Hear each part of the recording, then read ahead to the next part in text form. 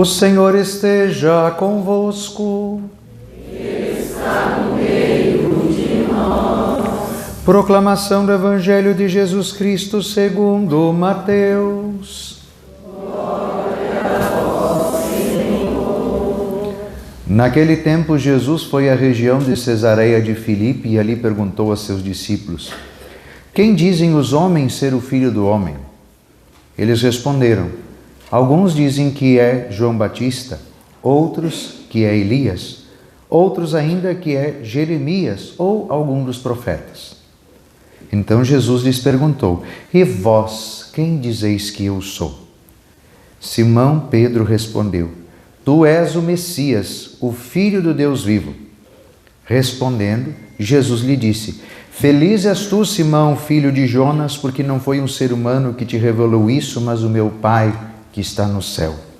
Por isso eu te digo que tu és Pedro, e sobre esta pedra construirei a minha igreja, e o poder do inferno nunca poderá vencê-la. Eu te darei as chaves do reino dos céus.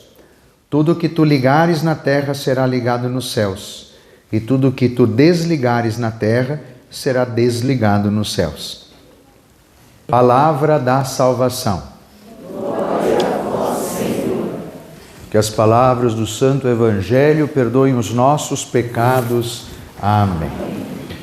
Queridos e queridas, de modo especial, saúdo os crismandos que vão fazer os ritos de purificação e iluminação e também o Cenáculo de Maria, que hoje celebra os 20 anos do movimento aqui na nossa paróquia, aqui na nossa cidade. Então, desde já, parabéns aos senantes. Aí fica o convite também para os demais que queiram ser senantes também. Sempre é uma oportunidade muito maravilhosa de se fazer um retiro e de se fazer também um encontro com Deus. Hoje nós celebramos a memória, ou melhor, a solenidade de São Pedro e São Paulo, apóstolos. Eles são considerados, na tradição, as colunas da igreja. Pedro, o primeiro Papa. Paulo, o apóstolo das gentes. Pedro, o marco de unidade para as diversas comunidades cristãs. Paulo, aquele que foi ao encontro de todas as nações e que iniciou muitas comunidades e que nos deixou escritos preciosos que já são praticamente a maior parte do nosso Novo Testamento, são os escritos de São Paulo. Então não é pouca coisa esse homenzinho, né? Então hoje nós celebramos a memória dos dois, colunas da igreja. A igreja fundada por Jesus sobre a rocha que é Pedro. Tu és Pedro, sobre essa pedra edificarei a minha igreja e as portas do inferno não prevalecerão contra ela. Aqui, nesta frase de quem disse isso? Coragem, crismandos, todos vocês. Quem disse isso? Portanto, a palavra de Jesus é confiável ou não é? Se Jesus disse que as portas do inferno não prevalecerão sobre a igreja que tem como rocha firme Pedro, então o meu lugar é na Igreja Católica Apostólica Romana alicerçada sobre Pedro.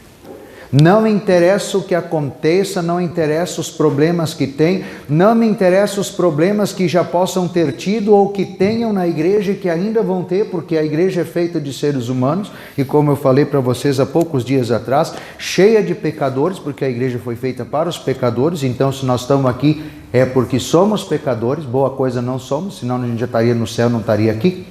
A igreja é o remédio para os pecadores, a igreja é o alimento para os pecadores, a igreja é o apoio para os pecadores que querem sair do pecado. Então não importa o que aconteça, é nesta igreja que nós estamos seguros. Que eu estou seguro, pelo menos eu. Se vale o testemunho, não arredo o pé. E eu fico abismado como alguns usam uma desculpa hoje para não estar na igreja, argumentando com os erros da igreja de 1500 anos atrás. Ah, meu irmãozinho, né? Os erros de 1500 anos atrás era para o pessoal que vivia 1500 anos atrás. Se você quiser levantar algum problema atual, então venha conversar. Inclusive, deixa eu abrir um parênteses que eu não falei em nenhuma dos outros sermões até agora, mas agora Está aí o link da pesquisa que a nossa diocese está fazendo, né, para ouvir todas as pessoas, católicos e não católicos. Então responda o questionário. Está lá. A igreja está aberta para escutar. Qual é que é a tua opinião? Então, está ali, está disponível. O link agora temos que fazer nos próximos dias, todos, quantos possíveis, devemos responder aquele questionário. É rápido, é fácil, é via internet, clica ali, abre no celular, responde quando toma um chimarrão e está resolvido. Diga o que você tem de sugestão, de opinião, de crítica, está lá. A oportunidade está aí. Voltando, fechando parêntese, então é nessa igreja que nós estamos seguros. Não interessa os problemas, Jesus falou que as portas do inferno não prevalecerão contra elas, então não existe outro lugar onde eu me sinta seguro que não seja nessa igreja. Ponto final. É isto. Pedro, a pedra sobre a qual a igreja é construída. Ele, a fé que ele professou diante de Jesus e dos seus colegas. Uma outra coisa importante que essa liturgia nos apresenta é o seguinte: quem é cristão é perseguido, porque a igreja foi perseguida desde o começo. Está aqui, mataram Tiago, prenderam Pedro e viram que isso agradava a quem interessava. Então os cristãos sempre foram perseguidos, sempre tiveram dificuldades. E às vezes esse é um erro que nós temos aqui no nosso cotidiano e que permanece. Esse é um dos erros de muitos cristãos desde o começo, não é de 1500, mas de 2000 anos atrás. Alguns acham que a vida com Cristo, a vida de igreja, significa imunidade aos problemas desse mundo. Ah não, se eu entregar minha vida para Jesus, se eu for na igreja, se eu rezar, se eu fizer isso, fizer aquilo, fizer caridade, viver os mandamentos, pronto, a minha vida não vai ter problema. Eu vou prosperar, eu vou ser rico, meus relacionamentos vão dar certo, não vou ter enfermidade na família. Alguns acho que pensam que até a morte não vai acontecer e não entenderam que a morte significa morrer para ressuscitar. Então, sim, sempre vamos ter os mesmos problemas, mas como a gente viu há poucos dias atrás, a casa construída sobre a rocha, ela não desaba. Porque a rocha é o próprio Cristo, é a nossa fé em Cristo. Dito isto, a perseguição à igreja acontece ao longo dos séculos e acontece hoje também. A diferença é que na época de Pedro e Paulo, a perseguição era visível. E a forma de prejudicar os cristãos era matá-los, prendê-los. Hoje nós temos uma perseguição velada. E eu já falei outras vezes e volto a dizer hoje. Nós sofremos nesta sociedade, e aí vocês jovens, crismandos, coroinhas, acólitos, membros do CLJ, vocês vão de concordar comigo que quando nós abrimos o bico para dizer que nós somos cristãos, que nós vamos na igreja, nós somos aplaudidos pelos nossos colegas de aula, né? Eles acham o máximo isso, né? Ou nós viramos alvo de sarcasmo, de sátira, de deboche, de críticas. Os guris são chamados de padreco, as meninas de sei lá o quê. E não é de hoje. Porque quando eu era pequeno, eu testemunhei isso para vocês há poucos dias. Quando eu dizia que eu ia para a igreja, que eu era coroinha, que eu ia para o CLJ, me chamavam de padreco, de viado, de boiola, de tudo quanto é coisa me chamavam no colégio. E é assim até hoje. Mas tudo é preconceito, tudo é discriminação. Mas isso não é? Isso não é discriminação? Isso não é perseguição? Se o jovem escolheu viver a sua fé, ir para a catequese, participar do grupo de jovens, ser coroinha, viver uma vida cristã, ele tem o direito a isto.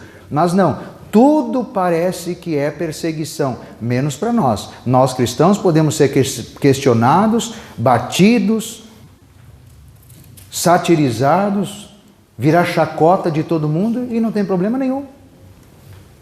Vocês que trabalham também, vocês pais, adultos aqui, com os colegas de trabalho, é tranquilo vocês dizerem que são cristãos, que rezam o terço, que vivem a fé? Ou vocês viram alvo de chacota também? Há poucos anos atrás, eu fui celebrar um casamento e aí o noivo veio dizer para mim: padre, eu tive que faltar ao trabalho no sábado para casar. E eu avisei meus colegas que eu ia faltar ao trabalho no sábado por causa do meu casamento.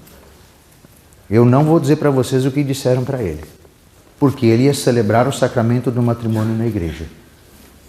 Percebem a perseguição velada, mas está ali.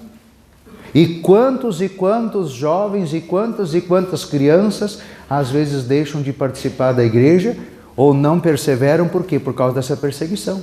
Quantos e quantos adultos, quantos e quantos homens e mulheres, ouvindo esse tipo de perseguição, acabam se afastando, deixam de vir para a igreja, deixam de estar seguros na igreja que Jesus falou que a porta do inferno não prevalecerá, e aí vão para fora. E lá fora estão vulneráveis. Percebe? Então, meus irmãos, a questão é a seguinte: a perseguição à fé cristã existe desde o começo, como vimos aqui nessa primeira leitura com Pedro e Paulo, e nós também somos perseguidos. A grande questão é: eu também vou desistir e vou embora?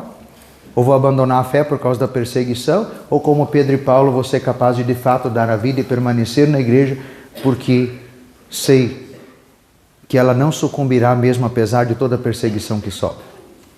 Aonde eu quero estar? Qual é a minha decisão? Eu sou um mártir como Pedro e Paulo? Ou quero fugir das consequências de dizer sim à minha fé? Dito isto, nós temos consciência, e olhando para essa leitura, enquanto Pedro estava preso, a comunidade rezava incessantemente por ele. Então hoje eu convido vocês a nós rezarmos por aqueles que se sentem perseguidos, e talvez seja muitos de vocês, para que não se sintam desamparados pela nossa oração da comunidade, como rezou por Pedro para libertá-lo das cadeias. Que nós também sejamos libertados das cadeias que nos prendem e nos impedem de testemunharmos a nossa fé, a alegria de termos Jesus como centro da nossa vida. E também hoje, de modo muito especial, um convite a nós rezarmos por aquele que é Pedro para nós hoje. Quem é Pedro para nós hoje? O Papa Leão. E havemos de conver, está ou não está sendo perseguido? Tem ou não tem gente querendo manipular as decisões e as falas dele para que sejam de acordo com os seus pensamentos, de acordo com o mundo? E o Papa Leão não cansa de dizer, nós temos que anunciar o Evangelho. Ele continua firme na fé. Ele continua testemunhando, pregando, anunciando e dizendo que o mundo está como está porque não está vivendo a fé. E que a maneira de nós sairmos deste mundo sem Deus é justamente vivermos a nossa fé. Dito isto, nós vimos que o anjo foi lá libertar Pedro, e nós também, na nossa vida, apesar das perseguições, nós também somos libertados de todos os temores. Dou graças a Deus porque, apesar de toda a perseguição que sofri no meu ensino fundamental, não desisti de ser coroinha, não desisti de ser do CLJ, não desisti de querer ser padre, e graças a Deus estou aqui. Rezo a Deus que todos vocês tenham essa mesma coragem. Não desistam, não desanimem. O Senhor nos livra de todos os temores, como libertou São Pedro. Nos liberta a nós também. O texto está aqui, não é só para contar uma história que aconteceu, mas ser inspiração para nós. Quando nós olhamos para São Paulo, nessa segunda leitura que nós ouvimos aqui da carta a Timóteo, nós chamamos isso na exegese bíblica, na ciência que estuda os textos bíblicos, nós chamamos isso aqui de o testamento de São Paulo.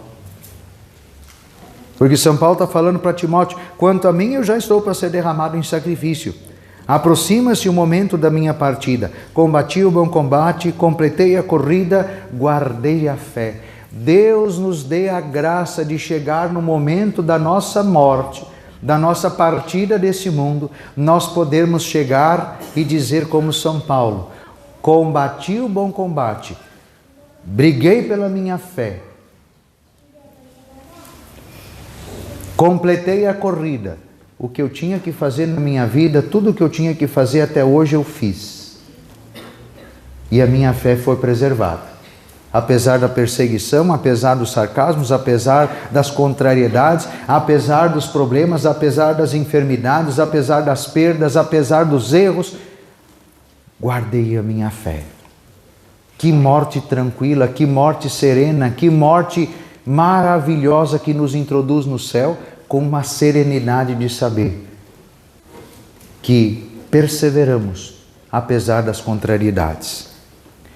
E no Evangelho, Jesus faz a pergunta fundamental: quem eu sou? Lá na época tinha muitas respostas que as pessoas diziam quem era Jesus. E hoje, se nós perguntarmos o que a gente escuta por aí, já que os que estão mais acostumados a vir na missa com mais frequência já escutaram eu dizer isso, mas vou dizer de novo para os que não escutaram ainda. Hoje, se nós perguntarmos, nós temos muitas respostas de quem é Jesus. Quem é Jesus para os judeus? Foi mais um falso Messias. Quem é Jesus para os muçulmanos? Mais um profeta. Se perguntarmos para o Espiritismo, quem é Jesus? Uma alma iluminada que veio para nos mostrar o caminho da iluminação. Mas Jesus não é Deus, Jesus não é Salvador, Jesus não é Redentor, a morte de Jesus na cruz não resolveu nada. A única coisa que Ele nos deixou foi o exemplo de como a gente tem que agir para a gente mesmo, por conta própria, chegar no céu. Ou seja, a morte dele não abre o céu para nós, é nós que vamos para o céu pelas nossas próprias forças. Se perguntarmos para a Umbanda e para as outras religiões de matriz afro, que são politeístas, Jesus é mais um Deus. Mais um, mas não o único Deus. Como é a nossa fé? É o único Deus. Não existe outro Deus a não ser Ele.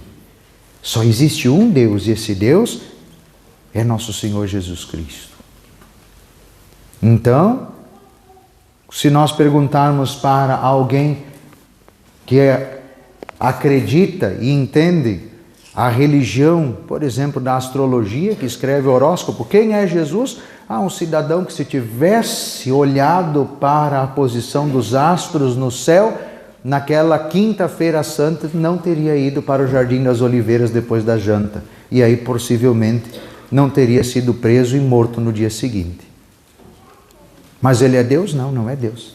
E não existe Deus, porque é a organização e a posição dos astros no universo que vão determinar a nossa vida. Se nós formos perguntar para quem joga cartas, tarô e essa coisa, quem é Jesus?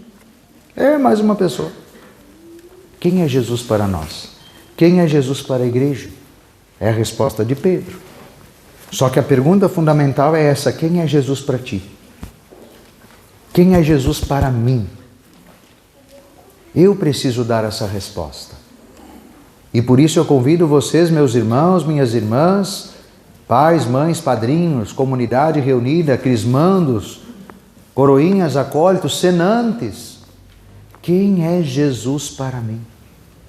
Hoje à noite, ainda antes de dormir, sentem-se na cama, imaginem sentado do lado de vocês Jesus, e Ele pega a mão de vocês, olha nos olhos e diz: quem eu sou para ti? E uma coisa importante: não adianta só dizer, e não adianta só saber quem é Jesus. Talvez a gente pode ter uma resposta muito: o Senhor é meu Deus, o Senhor é meu Salvador, o Senhor é tudo para mim. Tá bom, mas saber não significa que de fato a gente seja cristão. Saber não significa necessariamente ser. E aí dou uns exemplos. Eu sei todos os movimentos de todas as peças de um tabuleiro de xadrez. Mas quando eu vou jogar xadrez, nunca dá certo porque eu não sei fazer estratégia. E eu não jogo xadrez. Então eu sou um jogador de xadrez apesar de saber todas as normas do xadrez? Não, eu não sou. Estamos na Copa do Mundo. A gente quer assistir, quer ver? Tudo bem. Conhecemos todas as regras, sabemos como o futebol funciona, sabemos até avaliar quem joga bem e quem joga mal. Mas nós somos jogadores de futebol? Não somos. Conhecer não nos faz ser. O que determina o que nós somos são as nossas atitudes. Conhecer quem é Jesus, saber quem é Jesus, ter as respostas em palavras não significa que nós sejamos cristãos de verdade. Se eu não pratico, se eu não exercito, se eu não vivo, a minha resposta não é aquilo que Jesus espera. Jesus não espera uma resposta verbal. Ele espera uma resposta de vida concreta. Então, meus irmãos e minhas irmãs, hoje ninguém vai dormir sem sentar e ter essa conversa com Jesus. Quem o Senhor é para mim de fato? Jesus é tudo para mim. Beleza, se Jesus é tudo para mim, então a primeira coisa que vem na minha cabeça quando eu abro os olhos de manhã é Jesus. A primeira coisa que eu vou lembrar na hora que eu abrir meu chuveiro quentinho para tomar um banho é Jesus. Quando eu botar a roupa que eu tenho para vestir, vai ser Jesus. Quando eu olhar para o meu esposo, para minha esposa, para os meus filhos, a primeira coisa que eu vou lembrar vai ser Jesus. Quando eu sentar para fazer o meu café, o meu lanche, o meu almoço, a primeira coisa que eu vou lembrar vai ser Jesus. Quando eu ir para o meu trabalho, a primeira coisa que eu vou lembrar é Jesus, que me deu a aptidão para trabalhar. Quando eu for para a minha escola, a primeira coisa que eu vou lembrar é Jesus, que me deu a capacidade de conhecer e, através da ciência, entender a natureza criada por Ele e, assim, perceber o amor e a perfeição daquele que é o Criador de tudo que existe. Antes de dormir, a primeira e a última coisa que eu vou fazer antes de dormir é lembrar de Jesus, porque Ele é meu tudo. Não adianta dizer que Ele é tudo. É preciso, de fato, fazer com que Ele seja tudo no cotidiano da nossa vida, para nós percebermos, de fato, que estamos vivendo a fé. E aí eu vi como Jesus mesmo disse para o Pedro. Isso que Pedro falou, não foi Pedro que falou, foi o próprio Pai do céu que falou através de Pedro. Feliz és tu, Simão, filho de Jonas, porque não foi um ser humano que te revelou isso, mas meu Pai que está no céu. Então, peçamos hoje a graça de nós respondermos por uma vida concreta quem é Jesus para nós. Louvado seja nosso Senhor Jesus Cristo.